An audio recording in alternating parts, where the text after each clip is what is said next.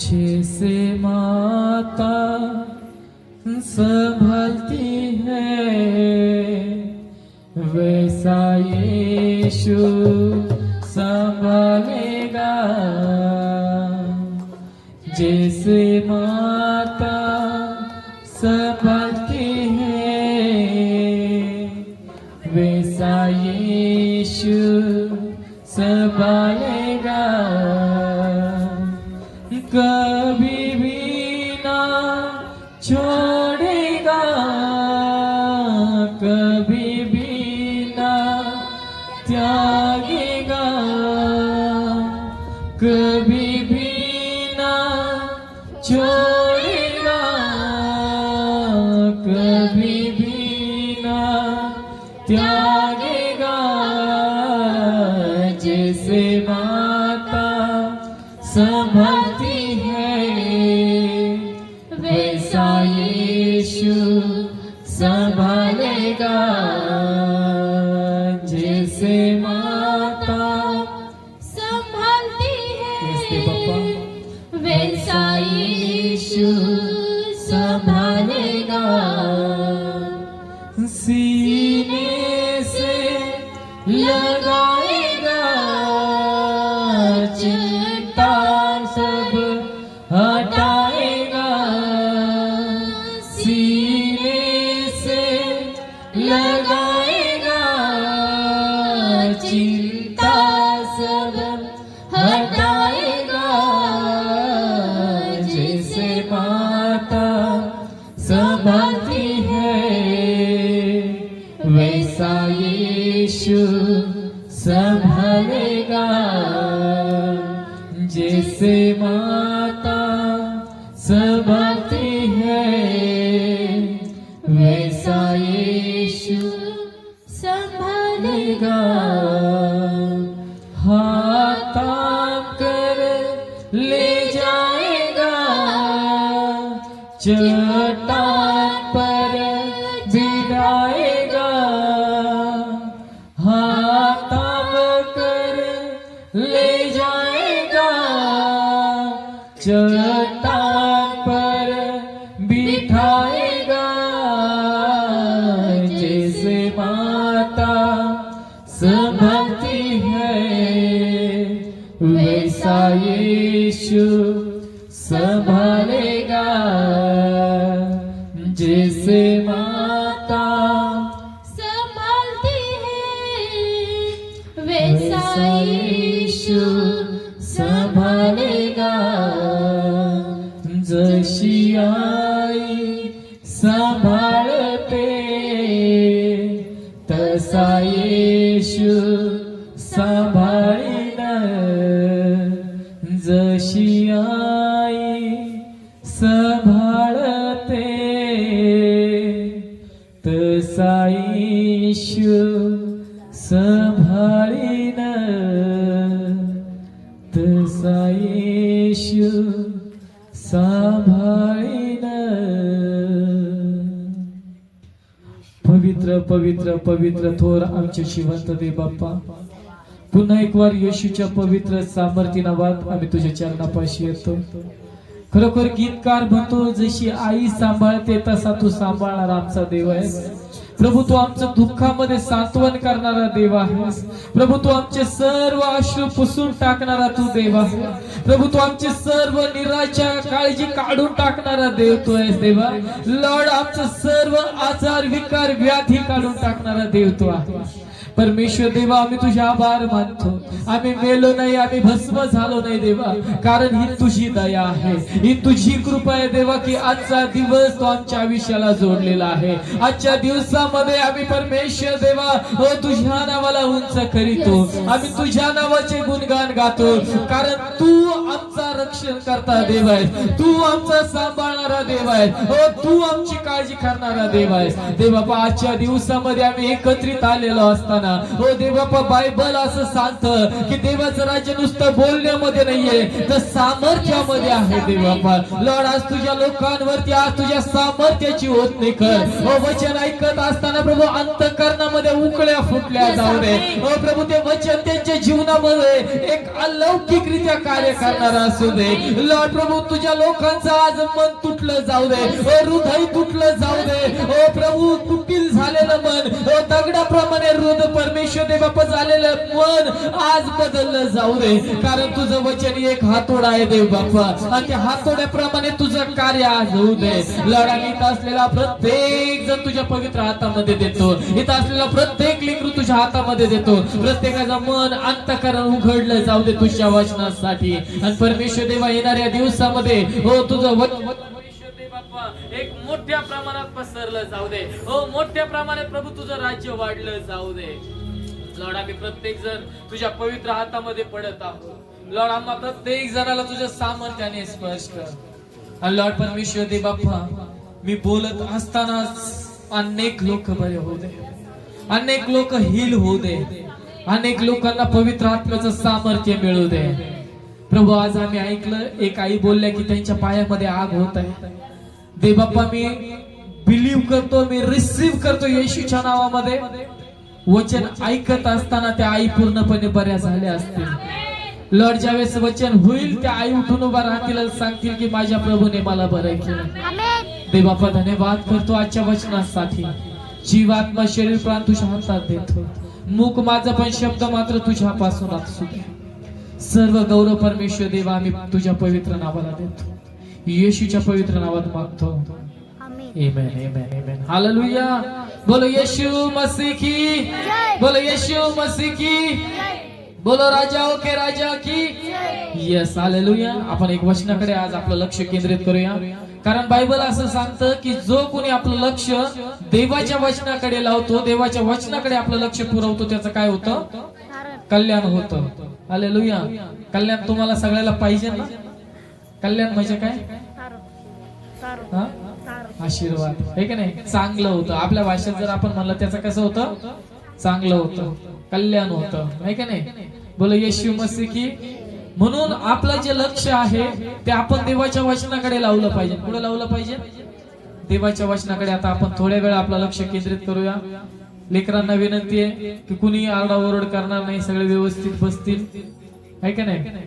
आणि आपलं लक्ष आपण केवळ केवळ त्या जिवंत देवाच्या वचनाकडे लावूया. Praise the Lord. हालेलुया. जर तुम्ही कुठली चिंता घेऊन आलेले आहात आणि जर तुम्ही कुठली काळजी करत जर या ठिकाणी बसले तुम्हाला काहीच प्राप्त होणार. पण आपलं लक्ष जर आपण देवाच्या वचनाकडे लावलं वचनाकडे आपले कान लावले तर निश्चित मी तुम्हाला सांगतो त्या वचनाद्वारे तुमच्यामध्ये एक विश्वास येईल आणि त्या विश्वासाच्या द्वारे तुमच्या जीवनामध्ये एक मोठा मिराकल येईल. हालेलुया. बोलो येशू मसीह की. काढूया आपण फिलिप्पियरास पत्र याचा 4था अध्याय आणि त्यातलं 13वं वचन. हा जो पौल आहे जो देवाचा सेवक पौल तुम्हाला त्याची ओळख आहे नसल ओळख तर मी तुम्हाला सांगतो त्यांची ओळख. हा एक शौल म्हणून एक व्यक्ती होता आणि तो देवाच्या लोकांना खूप छळायचा. काय करायचा देवाच्या लोकांना छळत असे. तो काय करायचा सुपाऱ्या घ्यायचा की जिथं चालू आहे तिथं जायचं त्यांना मारायचं त्यांना बंदिवासामध्ये टाकायचं त्यांना हाणायचं मारायचं असं काम शौल करत होता. पण एक दिवस परमेश्वराने त्याचा ताबा घेतला. एक दिवस देवाने त्याला दर्शन दिलं आणि प्रभू येशू ख्रिस्ताने त्याला दर्शन दिलं आणि प्रभू त्याला म्हणला हे शौला तू माझा छळ का करीतोस. आणि तो दिवस होता देवाच्या लोकांनो. त्या दिवसापासून त्या शौलाचं जीवन बदललं. हालेलुया. त्या दिवसापासून शौलाचं जीवन बदललं आणि शौलाचा पौल झाला. आणि तो पौल बायबल सांगतं कितीतरी वेळा त्याला फटके मारण्यात आले.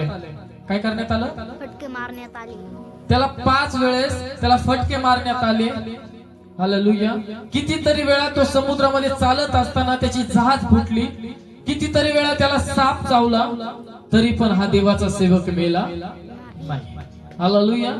आणि तो पौल आज फिलिप्पियरास पत्र याच्यामध्ये तो फिलिपी जे लोक आहेत त्यांना हे पत्र लिहित आहे आणि त्या पत्रामध्ये तो म्हणतो फिलिपिकरास पत्र याचा 4 अध्याय आणि 13व्या वचनामध्ये आपण वाचूया मोठ्याने. मला जो सामर्थ्य देतो हम्म. त्या ख्रिस्ताकडून मी सर्व काही करण्यास शक्तिमान आहे. Yes, hallelujah. तो म्हणतो मला जो सामर्थ्य देतो, हालेलुया, मला जो सामर्थ्य देतो मला जो सामर्थ्य देतो त्याच्याकडून मी सर्व काही करण्यास शक्तिमान आहे. त्याच्याकडून मी सर्व काही करण्यास शक्तिमान आहे. हालेलुया. Praise the Lord.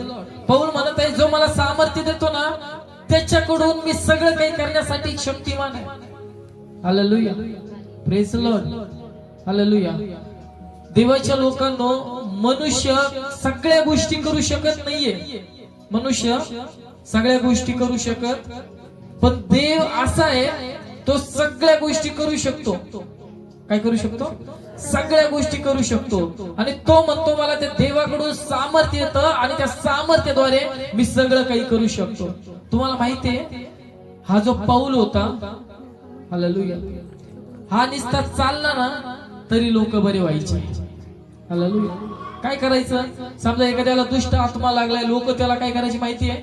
घरातला एक रुमाल घेऊन जायचे, समजा असं रुमाल घेऊन जायचे आणि जिथं पाऊल आलाय त्याच्या अंगाला लावायचे. हालेलुया.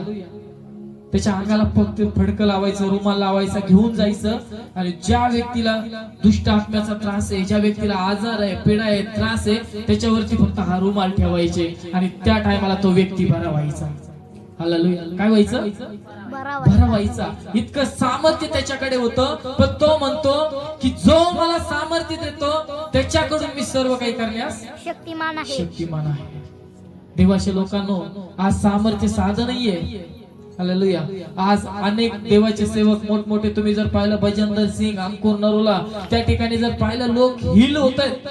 हालेलुया. लोक बरे होत आहे. कशामुळे होत आहे माहिती का? त्या देवाच्या सामर्थ्यामुळे. हालेलुया. बोलू येशू मसीह की. मनुष्य जो आहे ना त्याच्या मर्यादित आहे म्हणा, सगळे जण मर्यादित आहे, मर्यादित. त्याची ताकद मर्यादित आहे म्हणा, त्याची ताकद मर्यादित आहे. पण देवाची ताकद अमर्यादित आहे. देवाची ताकद. हालेलुया. जर आपण पाहिलं, हालेलुया, जर आपण सुरुवातीला जर पाहिलं, उत्पत्तीच्या नंतर एक पुस्तक आहे निर्गमन. निर्गमन है ना? निर्गम. त्या पुस्तकामध्ये जर पाहिलं त्या ठिकाणी एक घटना तुम्हाला पाहायला भेटते. हालेलुया. एक घटना त्या ठिकाणी लिखित आहे. त्या ठिकाणी एक फारो राजा आहे. सगळे म्हणा फारो राजा आहे. फारो राजा. फारो राजा आहे. आणि या फारो राजाने काय केलंय माहितीये का? इस्रायल लोक त्याच्यापाशी बंदिवासामध्ये आणि त्यांना तो छळत आहे. काय करतोय? जे देवाचे लोक आहेत ना त्यांना हा फारो राजा छळत आहे. परंतु यांची संख्या अधिक वाढत चालली आहे, अधिक वाढत चालली आहे. कारण हे देवाचे लोक आहेत. आज ख्रिस्ती लोकांचा छळ होतोय, घाबरू नका, संख्या वाढत चालणार आहे, कारण देव आपल्या बाजूने आहे. हालेलुया. या लोकांचा छळ होत होता, फारो राजा त्यांच्यावर छळ करायचा, पण या लोकांची संख्या अधिक वाढत चालली, अधिक वाढत चालली, अधिक वाढत चालली. आणि एक दिवस फारो राजाला वाटलं की जर मी या लोकांचा नाश जर केला नाही तर यदा कदाचित हे लोक वाढतील आणि माझ्या विरोधात माझ्यासोबत लढतील आणि माझा खात्मा करून टाकतील. हालेलुया. काय होईल? हे लोक जर वाढले ना तर हे एक दिवस जास्त होतील आणि माझ्या विरोधात लढतील आणि माझा खात्मा करून टाकतील. परंतु देवाच्या लोकांना त्या ठिकाणी एक देवाचा निवडलेला सेवक होता. म्हणा सगळेजण म्हणा मोशे. हालेलुया. म्हणा मोशे. आणि मोशेला परमेश्वराने एक दर्शन दिलं, झाडामध्ये दर्शन दिलं आणि त्याला सांगितलं की जा, मी माझ्या लोकांची आरोळी ऐकली आहे, मी माझ्या लोकांचं रडणं ऐकलंय, मी त्यांचा त्रास पाहिलाय आणि त्यांना तू सोडून आण, त्यांना त्या बंदिवासातून सोडून आण, कारण की ते येतील आणि माझी आराधना करतील. हालेलुया. कुणाला सांगितलं? मोशेला सांगितलं की जा त्यांना सोडून आण. हालेलुया. मोशे परमेश्वराला म्हणला की मी कसं काही जाऊ, है का नाही? मी तर जड जिभेचा आणि जड ओठाचा आहे आणि मी त्याला काय सांगू, मी फारो राजाला काय बोलू की जेणेकरून तो मला त्या लोकांना सोडेल. त्यांनी जर विचारलं तू कोणत्या देवाच्या नावाने आलाय, हालेलुया, मी त्यांना काय उत्तर देऊ? देव म्हणला मैं हूं सो हूं, मी आहे तो आहे. हालेलुया. त्या फारो राजाला जाऊन सांग मी आहे तो आहे, पण तू माझ्या लोकांना सोड. हालेलुया. आणि बायबल सांगतं मोशे गेला फारो राजापाशी, समोर उभा राहिला. काय केलं? समोर उभा राहिला आणि तो फारो राजाला म्हणत आहे की परमेश्वर मला म्हणलाय त्या इस्रायल लोकांना सोड की त्यांनी जाऊन परमेश्वराची आराधना करावी. हालेलुया. पण फारो राजाने त्याला सोडलं. परमेश्वर देवाने मोशेला सांगितलं की तू आपल्या हातातली काठी त्या फारो राजा समोर टाक. आणि जसंच देवाच्या लोकांनो फारो राजा समोर त्याने मोशेने आपली काठी टाकली, त्या काठीचा काय बनला? म्हणा सगळे, काय बनला? साप बनला. हालेलुया. आणि त्या ठिकाणी तांत्रिक मांत्रिक लोक सुद्धा होते. कोण होते? तांत्रिक मांत्रिक लोक होते. आणि ज्या वेळेस काढूया आपण ती स्टोरी, निर्गमन याचा 5वा अध्याय.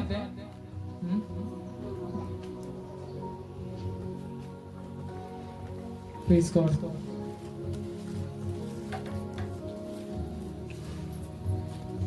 5वा अध्याय वाचा आपण. फारोपुढे मोशे व अहरोन. नंतर मोशे व अहरोन फारोकडे जाऊन म्हणाले, इस्रायलाचा देव परमेश्वर सांगत आहे की माझ्या लोकांनी माझ्या प्रित्यर्थ रानात उत्सव करावा, त्यांना जाऊ द्यावे. तेव्हा फारो म्हणाला, हा कोण परमेश्वर की ज्याने ऐकून मी इस्रायलाला जाऊ द्यावे? मी त्या परमेश्वराला जाणत नाही. येस. हा. आणि इस्रायलास काही जाऊ देणार नाही. Yes yes. हालेलुया. नंतर मोशे व अहरोन त्या फारो समोर गेले. ते म्हणाले, इस्रायलाचा देव परमेश्वर सांगत आहे की माझ्या लोकांनी माझ्या प्रित्यार्थ रानात उत्सव करावा म्हणून त्यास जाऊ द्यावे. तेव्हा फारो म्हणाला, हा कोण परमेश्वर आहे की ज्याचे ऐकून मी इस्रायला जाऊ द्यावे? मी त्या परमेश्वराला जाणत. फारो राजा म्हणतोय मी त्याला ओळखत नाहीये. आणि इस्रायलास काय जाऊ द्या, इस्रायलास काही जाऊ देणार नाही. फारो म्हणतो मी त्यांना जाऊन देणार नाहीये.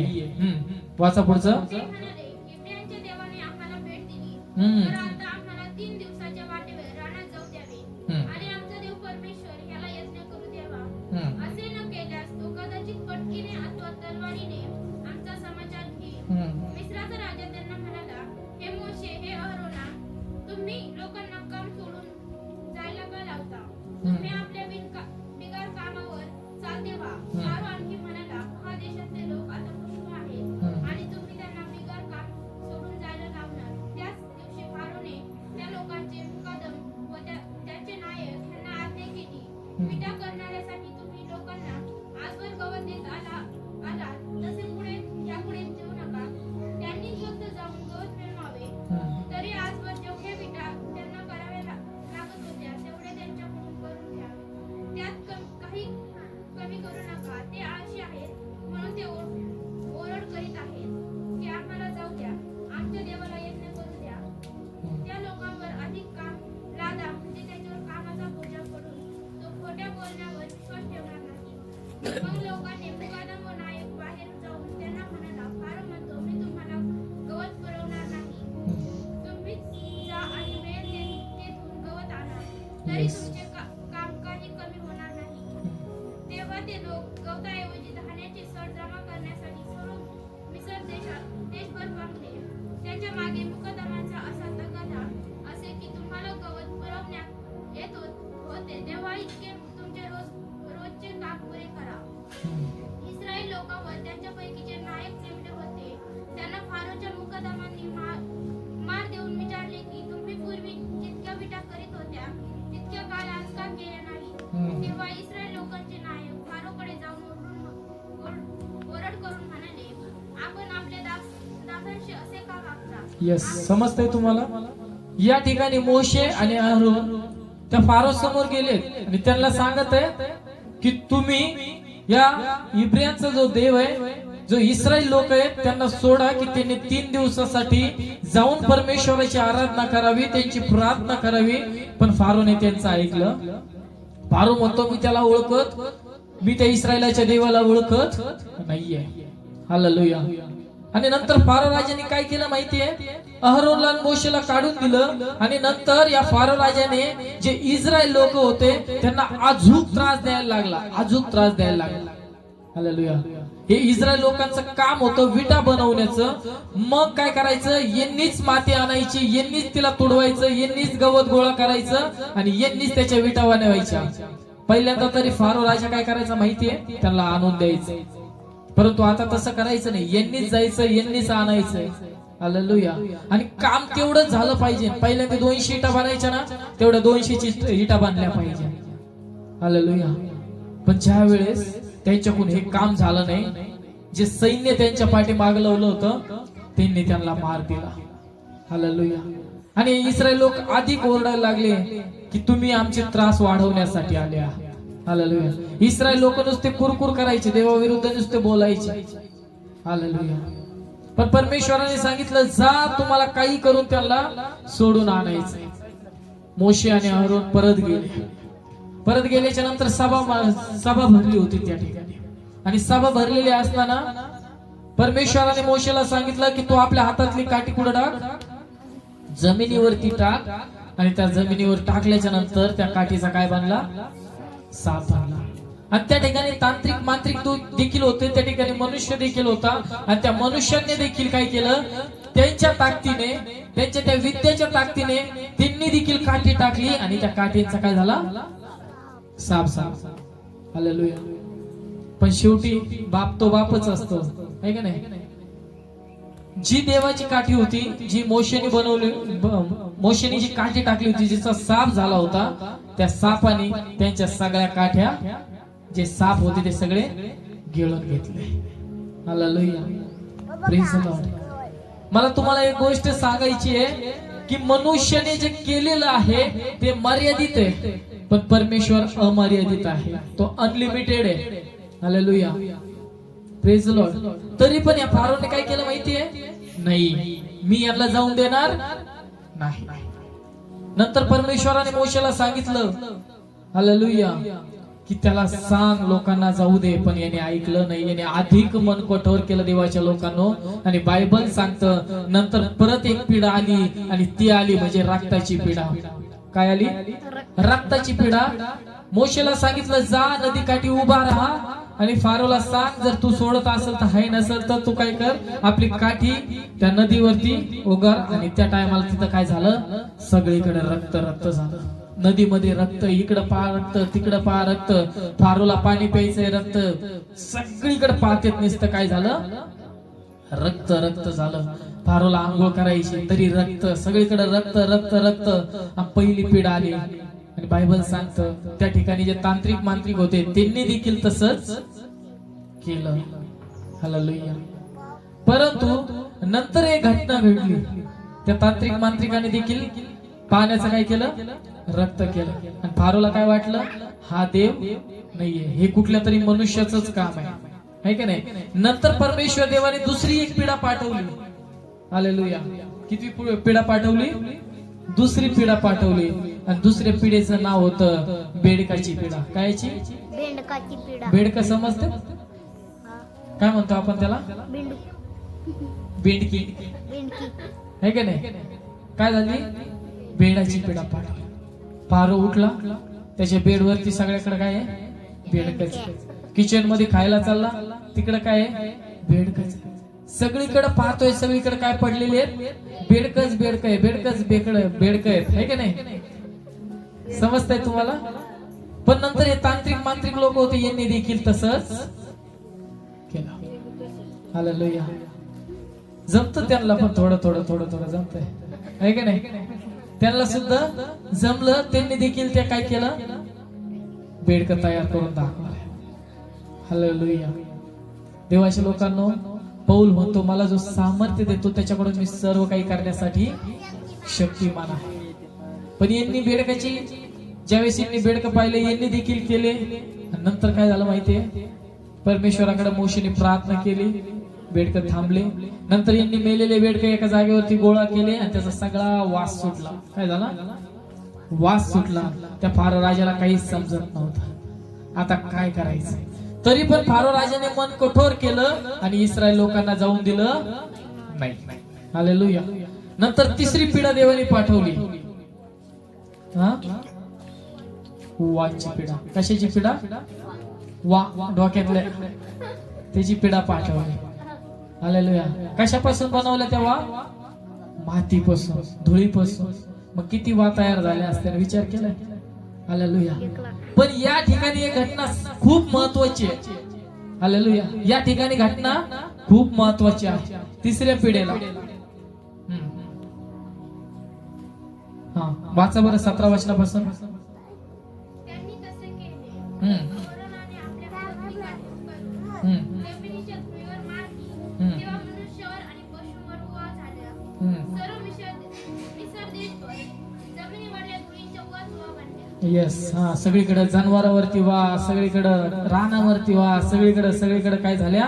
वा बनल्या. हा 18. उवा उत्पन्न करण्यासाठी जादूगारांनी आपल्या मंत्रतंत्रांच्या योगे तसे करण्याचा प्रयत्न केला. केला. ते साधेना. त्यांना काय जमलं?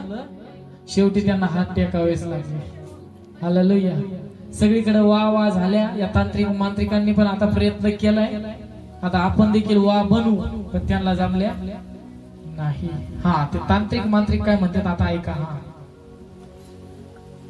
वाचा. तेव्हा जादूगर फारोला म्हणाले, तेव्हा जादूगर त्या फारोला म्हणाले, "यात देवाचा हात आहे." यात कुणाचा हात आहे? देवाचा. देवाचा हात आहे.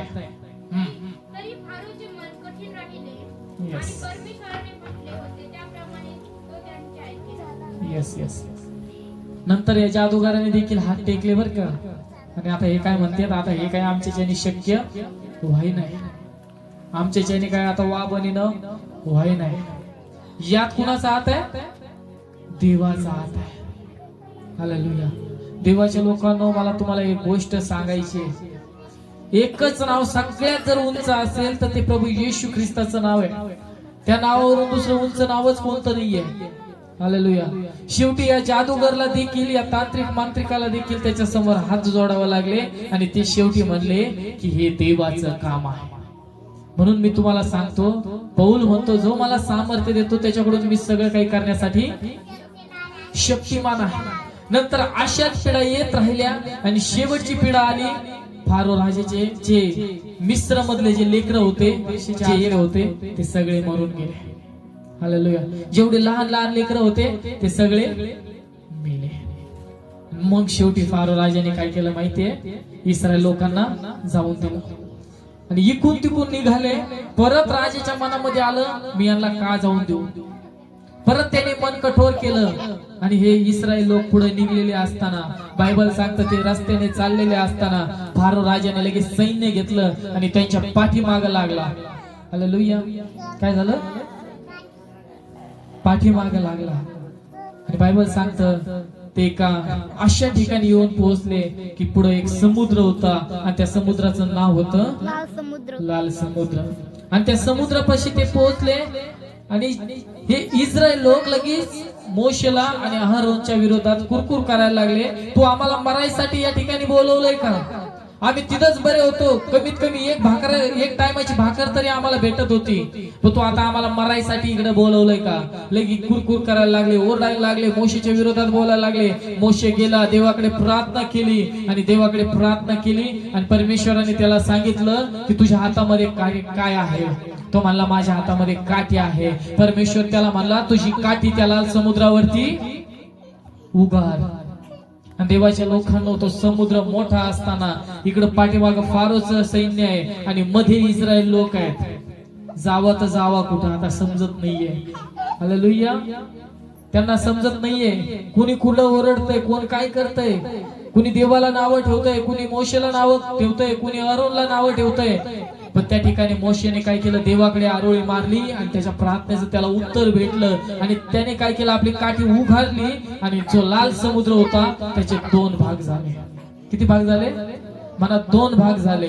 आणि 2 भाग झाल्याच्या नंतर हे इस्रायल लोक त्याच्या मधून गेले आणि पुढे पोहोचले. आणि जसंच फारोचं सैन्य आलं त्या पाण्यामध्ये आलं, ते पाणी एकत्रित झालं आणि फारोचं सगळं सैन्य मेलं. फारो देखील तिथं मरण पावलं. हालेलुया. मला तुम्हाला एक गोष्ट सांगायची आहे, जे देव करू शकतो ते कोणी करू शकत नाहीये. लाल समुद्र दुबगण्याची ताकद असणारा आपला तुमचा आणि माझा देव आहे. समुद्र दुबगणं सोपी गोष्ट नव्हती. हालेलुया. समुद्र देखील त्याचं ऐकतो. हालेलुया. कुणाचा ऐकतो? त्या देवाचा ऐकतो. कारण या जगाचा निर्माण करता तुमचा आणि माझा देव यहोवा परमेश्वर आहे. हालेलुया. समुद्र देखील त्याचं ऐकतो आणि या मोशीच्या द्वारे अनेक चिन्ह चमत्कार होत गेले. पुढं खारट पाणी आलं, यांनी लगेच गोड पाणी तयार केलं. हालेलुया. मला तुम्हाला एक गोष्ट सांगायची आहे, जे परमेश्वराकडून सामर्थ्य ना ते अनलिमिटेड आहे. कसं आहे? अनलिमिटेड आहे. पण मनुष्याचं इतकं नाहीये. मनुष्य मर्यादित आहे. 2च पिढ्यामध्ये मनुष्याने हात जोडले. 3ऱ्या पिढीला ते जादूगर म्हणले की हे देवाचं काम आहे, हे मनुष्याचं काम नाहीये. हालेलुया. आणि देवाच्या लोकांनो, हा पौल देखील म्हणतो मला जो सामर्थ्य देतो मी त्या त्याच्याकडून मी सगळं काही करण्यास शक्तिमान आहे. शक्तिमान आहे. या पौलाने देखील अनेक चिन्ह चमत्कार केलेत. माहितीये तुम्हाला? मगाशीच मी एक चमत्कार सांगितला. लोक त्याच्याने त्या अंगाला जरी कपडे लावून जरी घेऊन गेले आणि लोकांवरती टाकले तरी बरे होत होते. हालेलुया. आणि ते सामर्थ्य अनेक लोकांवरती उतरलं. ज्यावेळेस प्रेषितांचे कृत्य 2रा अध्यायामध्ये ज्यावेळेस आपण वाचतो, तेच सामर्थ्य पेत्रावरती उतरलं होतं. आणि पेत्र आणि योहान हे मंदिरामध्ये चाललेले असताना बायबल सांगतं, ते मंदिराकडे चाललेले असताना त्या ठिकाणी एक त्यांना लंगडा भिकारी दिसतो. पाहिलं, काहीतरी आशेने पाहिलं, या भिकाऱ्याने पाहिलं की आता हे आम्हाला काहीतरी देतील. आणि ज्यावेळेस त्यांनी पाहिलं, पेत्र म्हणाला आमच्याकडे सोनं रूप चांदी काहीच नाहीये, पण आमच्याकडे एक गोष्ट आहे. आमच्याकडे एक गोष्ट म्हणा, आमच्याकडे एक गोष्ट आहे.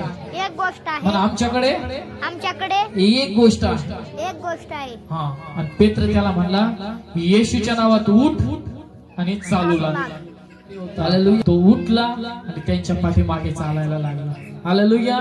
आणि बायबल सांगतो तो नाचत नाचत परमेश्वराची स्तुती करत देवाच्या मंदिरामध्ये गेला. हालेलुया. पुढे गेला, देवाच्या मंदिरामध्ये गेला. Praise the Lord. असे अलौकिक चमत्कार या बायबल मध्ये जर तुम्ही पाहिले तर अलौकिक चमत्कार आहेत. हालेलुया. तुम्हाला माहितीये या पौलाला एकदा काय झालं होतं? एकदा साप चावला होता. काय झालं होतं? साप चावला होता. लोक लांबून पाहत होते, आता तरी मरण, नंतर तरी मरण, आता तोंडाला फेस येईल, किती वेळात मरतोय, सगळे पाहतच होते. पण तो मेला नाही. कारण त्याच्यामध्ये सामर्थ्य कुणाचं होतं? देवाचं. देवाचं सामर्थ्य होतं. हालेलुया. बोलो येशू मसीह की जय. बोलो येशू मसीह की जय. यस. आपण आणखीन एक वचन वाचूया. आपल्याकडे जर बायबल असेल तर आपण आणखीन एक वचन वाचू. स्तोत्र संहिता याचा 28 अध्याय त्यातलं 7वं वचन.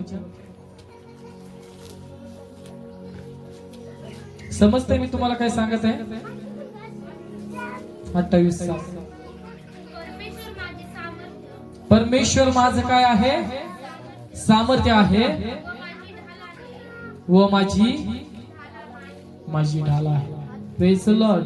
परमेश्वर माझे सामर्थ्य व माझी ढाल आहे. त्याच्यावर मी अंतःकरणपूर्वक भाग घेतला आणि मी सागे पावलो. Yes. म्हणून माझे हृदय उल्हासते. यस.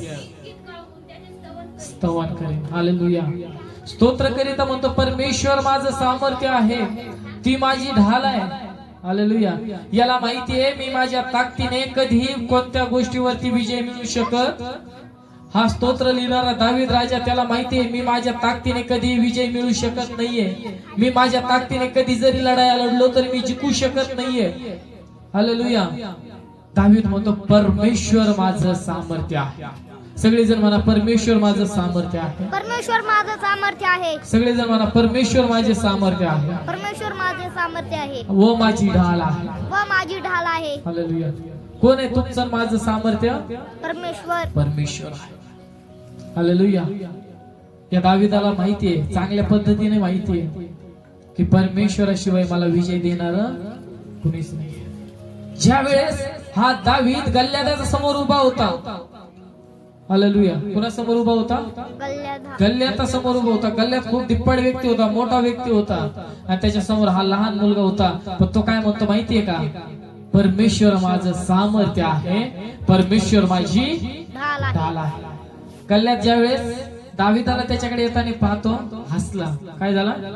त्याला वाटलं की याच्याकडे काहीच नाहीये, आता मोकळा आला, याच्या हातात ढाल नाहीये, भाला नाहीये, तलवार नाहीये, काहीच नाहीये. हालेलुया. याच्याकडं काहीच नाही. ज्यावेळेस त्याने येताना पाहिलं तो हसला मोठ्या मोठ्याने. पण हा म्हणतो ढालीची तलवारीची मला गरज नाहीये, मी आलोय माझ्या यहोवा देवाच्या नावाने आलेला. हालेलुया. कारण यहोवा माझं काय आहे, ढाल. सामर्थ्य आहे. आणि देवाच्या लोकांना जितके बी तो युद्ध लढला तर देवाच्या नावाने लढला. यहोवा त्याचं सामर्थ्य बनला आणि त्यामुळे तो एकही युद्ध हारला नाही. हालेलुया. आज जर तुम्हाला वाटतंय ना तुमच्या जीवनामध्ये तुम्ही हरू नये, तुम्ही निराश होऊ नये, तर परमेश्वराला तुमचं सामर्थ्य बनवा. हालेलुया. मग तुम्ही कधी तुमच्या जीवनामध्ये हारणार नाहीयेत. हालेलुया. समजते काय सांगतोय मी तुम्हाला? परमेश्वर कोण आहे? आपली ढाल. सामर्थ्य आहे, ढाल आहे. ज्यावेळेस शत्रू आपल्यावरती संकट घेऊन येतो ना त्यावेळेस परमेश्वर आपल्या समोर उभा राहतो ढाल बनून. हालेलुया. बोलो येशू मसीह की, बोलो येशू मसीह की. आपण आणखीन एक वचन वाचूया. योहान शुभवर्तमान याचा 15वा अध्याय.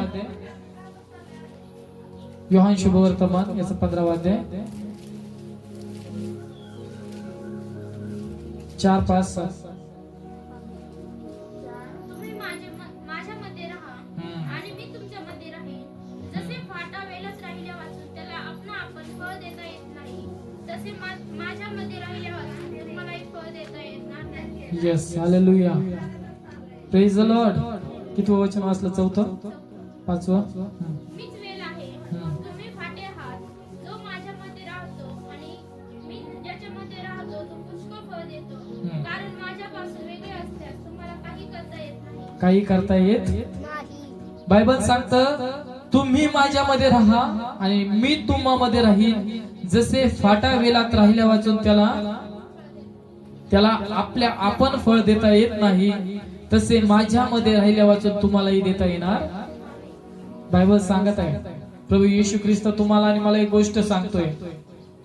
जसं तुम्ही वेल पाहता ना, वेल झाड पहा. समजा झाड, त्याची जर फांटी तुटली तर ते फळ देईल का? नाही देऊ शकत. तसंच आहे, तुम्हाला त्या देवामध्ये राहायचंय आणि देव तुमच्यामध्ये राहायला पाहिजे. त्यावेळेस तुम्हाला काय होईल? फळ येईल. हालेलुया. बोलो येशू मसीह की, बोलो येशू मसीह की. आणि तुमचं फळ टिकेल असं बायबल सांगतं. तुम्हाला त्याच्यामध्ये राहिल्या वाचून तुम्हाला फळ देता येणार नाहीये. तुम्हाला त्या देवामध्ये राहायचंय, मग देवाचं सामर्थ्य तुम्हाला भेटेल. हालेलुया. तुम्हाला देवामध्ये राहायचंय, देव तुमच्यामध्ये राहील. मग ज्यावेळेस तुम्ही एखाद्यासाठी प्रार्थना करताल तो व्यक्ती बरा झालेला असेल. हालेलुया. का? कारण सामर्थ्य कुणाचं आहे? देव कुणात राहतो? माझ्यामध्ये. मग आता मी कोण आहे? साधारण व्यक्ती आहे का? नाही, मी एक सामर्थ्यवान व्यक्ती आहे. हालेलुया. तुम्हाला त्याच्यात राहायचंय म्हणजे काय करायचं माहितीये? त्याच्या प्रार्थनेमध्ये राहायचंय, उपवासामध्ये राहायचंय, आराधनेमध्ये राहायचंय. हालेलुया. आणि जगापासून वेगळं जीवन जगायचंय. त्यावेळेस देव तुमच्यामध्ये राहील आणि त्यावेळेस तुम्ही फळ देता. हालेलुया. समजतंय? जोपर्यंत आपण त्याच्यामध्ये आहोत तोपर्यंतच तो आपलं सामर्थ्य आहे. पण जर आपण त्याच्यामध्ये नाहीये तर आपल्या ताकदीने आणि आपल्या बळाने आपल्याला काही करता येणार नाही. जर मोशे गेला असता त्याच्या ताकदीने, त्याने फारो समोर काठीचा साप बनवला असता का? त्याच्या ताकदीने जर गेला असता तर कधीच बनू शकला नसता. हालेलुया. कारण मनुष्याची ताकद थोडी आहे पण परमेश्वराची ताकद खूप आहे. हालेलुया. बोलो येशू मसीह की, बोलो येशू मसीह की. म्हणून तुम्हाला मला एक गोष्ट सांगायची देवाच्या लोकांना, त्या प्रभू मध्ये राहा, प्रभूला आपल्यामध्ये ठेवा आणि येणाऱ्या दिवसामध्ये फळ देणारे लोक बना. काय देणारे लोक बना? फळ देणारे. आज तुम्हाला आणि मला खूप गरज आहे लोकांकडे जाण्याची, लोकांना सामर्थ्य दाखवण्याची. हालेलुया. आज पण अनेक लोक म्हणतात मी इकडे तिकडे गेलो, बरा झालो, हे बांधलं ते बांधलं, हे केलं ते केलं, बरा झालो, पण थोड्या वेळासाठी. किती वेळासाठी आहे? अनलिमिटेड नाहीये. पण जो व्यक्ती येशूकडे येतो ना, देव त्याला थोडं बरं नाही करत, देव त्याला पूर्ण बरं करतो. कसा बरं करतो? पूर्ण बरं करतो. त्याच्यात परत ते होत. हालेलुया. आज पण जिवंत साक्ष आहे देवाशी लोकांना. मेलेले लोक देखील जिवंत होतात, कारण हे देवाचं सामर्थ्य आहे. सैतानाला फक्त सगळे अधिकार आहेत, ऐकतायचे, सैतानाकडे सगळे अधिकार आहे, फक्त जीवन घ्यायचं आणि जीवन द्यायचं त्याच्याकडे अधिकार नाही. तो तुमचा आजार बरा करू शकतो, सैतान तुमचा आजार बरा करू शकतो, पण तो तुमचा जीव कधी घेऊ शकत नाही, आणि तो तुम्हाला जीवन कधी देऊ शकत नाही. हालेलुया. ते सामर्थ्य फक्त माझ्या प्रभूकडे. हालेलुया. आज तुम्ही कुठंच ऐकलं नसेल मेलेले लोक जिवंत होतात, पण माझ्या बायबल मध्ये वाचा, अनेक लोक मेले होते ते जिवंत झाले. हालेलुया. हालेलुया. एक युतुक नावाचा व्यक्ती होता. कोण होता? युतुक नावाचा व्यक्ती होता, आणि पेत्र प्रचार करत होता, आणि त्याचा प्रचार करत असताना तो वरती बसला होता. एका खूप उंच माडी होती आणि त्याच्यावरती बसला होता. तो बसल्याला ऐकताना तुम्हाला कशा झोप लागतात तशीच त्याला झोप लागली. वचन ऐकता ऐकता, है का नाही? तशीच त्याला झोप लागली आणि तो खाली पडला. हा, बरोबर आहे. तो खाली पडला आणि जसाच खाली पडला तो मरून गेला. काय झाला? मरून गेला. आणि बायबल सांगतं त्या ठिकाणी पेत्र आला. पेत्राने त्याच्याकडे पाहिलं, प्रार्थना केली, जिवंत झाला. हालेलुया. कुणाचं सामर्थ्य? यायराची कन्या मेली होती, स्वतः सामर्थ्यच तिथं आलं, जिवंत झाली. हालेलुया. ते सामर्थ्य ट्रान्सफर होत गेलं देवाच्या लोकांना. येशू म्हणतो मी जातो, पण जी कृत्य मी केली तिच्यापेक्षा मोठाले कृत्य तुम्ही कराल. हालेलुया. मी जातो, तुमच्यासाठी एक आत्मा पाठवेल. हालेलुया. बोलो येशू मसीह की. हा, आणि मी गेल्याच्या नंतर तुम्ही माझ्यापेक्षा मोठमोठाले कार्य कराल असं बायबल सांगते. म्हणून तर पेत्र ज्यावेळेस चालायचा ना, लोक आणायचे त्याच्यापाशी, दुष्ट पिडलेले लोक, दुष्ट आत्म्याने पिडलेले लोक त्याच्यापाशी आणायचे, सावलीमध्ये टाकायचे, बरे होऊन जायचे. का? कारण त्यांच्यामध्ये देवाचं सामर्थ्य होतं. हालेलुया. बोलो येशू मसीह की. बोलो येशू मसीह की. यस. आपण आणखीन एक वचन काढूया. यशयाचं पुस्तक जुन्या करारामध्ये 40वां अध्याय,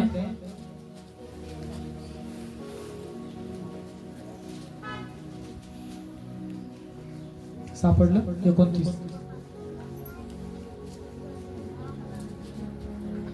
तो भागलेल्या जोर देतो व निर्बलांना विपुल बळ देतो. Praise the Lord. तो भागलेल्यास काय देतो? आणि निर्बलास विपुल बळ देतो. तुम्ही दमलेत ना, तुम्ही थकलेत ना, तो बळ देणारा परमेश्वर. तो भागलेल्यास, है की नाही? आपण मागच्या वेळेस तुम्हाला शिकवलं होतं, हरिण जशी पाण्यासाठी तळमळते तसं दावीद राजा म्हणतो माझा जीव तुझ्यासाठी लुपलुपतो. हालेलुया. जशी धापा टाकते ना तर परमेश्वर तिला बळ देतो ना, तसं तुम्ही अनेकदा प्रार्थना करता, तुम्ही दमता, हताश होता, तुम्ही प्रार्थना करता, सगळ्या गोष्टी करताना एक दिवस तुम्ही निराश होता, पण तो तुम्हाला बळ देणारा परमेश्वर, तो तुम्हाला ताकद देणारा परमेश्वर आहे. आणि त्याचं सामर्थ्य साधारण सामर्थ्य नाहीये. हालेलुया. बोलो येशू मसीह की. तो थकलेल्यांना काय देतो? जोर देतो, ताकद देतो. तुमच्या अशक्तपणामध्ये तुम्हाला ताकद देतो, शक्ती देतो. हालेलुया. बोलो येशू मसीह की. हा, त्यातलं 30वं वचन. तरुण थकतात, भागतात, भर जवानी ठेचा खातात, तरी परमेश्वराची आशा धरून राहणारे नवी शक्ती संपादन करतील. ते गरुडाप्रमाणे. यस. हालेलुया. वाचा. ते धावतील तरी दमणार, चालतील तरी थकणार नाही. हालेलुया. बोलो येशू मसीह की. तरी परमेश्वराची आशा धरून राहणारे व्यक्ती तुम्ही आणि मी, आशा त्याच्यावर धरली आहे ना, तुम्ही दमणार नाही, तुम्ही थकणार नाही. तो तुम्हाला गरुडाप्रमाणे उंच भरारी घेण्यासाठी तो तुम्हाला ताकद देईल, बळ देईल. हालेलुया. बोलो येशू मसीह की. गरुड माहिती आहे का तुम्हाला किती उंच उडतं? हालेलुया. किती उंच उडतं बघा गरुड. कधी कधी एखाद्या दिवशी पहा, अगोदर दिसल, नंतर दिसायचंच बंद होईल. हालेलुया. सगळ्यात उंच उडणारा जर पक्षी असेल तर गरुड आहे. हालेलुया. गरुड काय करतो माहितीये? म्हातारा झाला की डोंगरावरती जातो. कुठे जातो? डोंगरावरती जातो आणि आपल्या जी चोच असते त्या चोचीने काय करतो माहितीये का? त्याचे सगळे पंख काढून टाकतो. सगळे पंख काढून टाकतो. एक लहान पिल्लासारखा तो होतो. त्याला नवीन पंख फुटायला लागतात. काय होतं? परत भरारी घ्यायला सुरू करतो. हालेलुया. तसेच तुम्ही आणि मी आहे. थकतोय ना, पण देव तुम्हाला बळ देईल. तुम्ही गरुडाप्रमाणे उंच भरारी घेता. हालेलुया. बोलो येशू मसीह की. बोलो येशू मसीह की. कारण तो परमेश्वर जो तुम्हाला आणि मला शक्ती देतो ना, त्याच्याद्वारे मी सगळं काही करण्यासाठी शक्तिमान आहे. हालेलुया. अपेक्षा ठेवा त्या परमेश्वराच्या शक्तीची. आपल्या शक्तीने कधी लढण्याचा प्रयत्न करू नका. हालेलुया. आपल्या शक्तीने लढता पडता. हालेलुया. कोणाची शक्ती पाहिजे? देवाची शक्ती. हालेलुया. बोलो येशू मसीह की. या ठिकाणी एक शब्द वापरलाय, शक्तिमान. शक्तिमान म्हणल्यावर तुम्हाला सगळ्यात पहिले काय आठवतं? काय आठवतं बरं शक्तिमान म्हणल्यावर? हा, टीव्ही आठवते, मालिका आहे का नाही? पण त्या शक्तिमानकडे सुद्धा एवढी पॉवर नाही तेवढी तुमच्याकडे आणि माझ्या बापाकडे, प्रभू येशू ख्रिस्ताकडे. हालेलुया. शक्तिमानच्या सगळ्या सिरियल पहा. शक्तिमानने काय केलंय? अग्नीमधून उचलून आणले. लक्षात घ्या, अग्नीमध्ये जे जळत होते त्यांना उचलून आणलंय, म्हणजे मेले होते त्यांना कधी जिवंत केलं नाही. हालेलुया. पण कुणी जिवंत केलंय. हालेलुया. त्याचं सामर्थ्य अनलिमिटेड आहे. हालेलुया. ज्यावेळेस देवाचे सेवक आपल्यामध्ये आले होते गुरुवारी मीटिंग मध्ये, त्यांनी सांगितलं, आठवतंय काय सांगितलं होतं? नाही ना? आस्तीमध्ये प्राण आला. काय आलं होतं? आस्तीमध्ये प्राण.